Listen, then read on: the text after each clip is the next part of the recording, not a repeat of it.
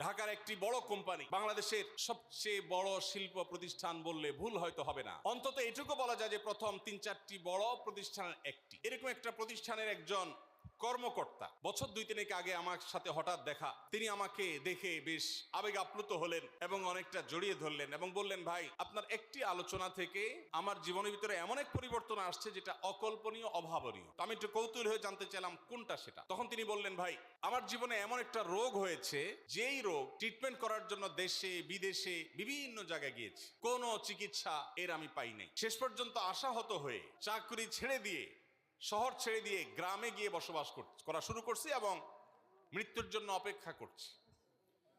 এর মধ্যে আপনার একটা আলোচনার ক্লিপ আমার চোখের সামনে আসলো সোশ্যাল মিডিয়ায়, তো এটা শুনলাম। সে আলোচনাটা ছিল, আল্লাহর কাছ থেকে অসাধ্য সাধন করার সময় হলো ভোর রাত তাহাজ্জুদের সময়। আমি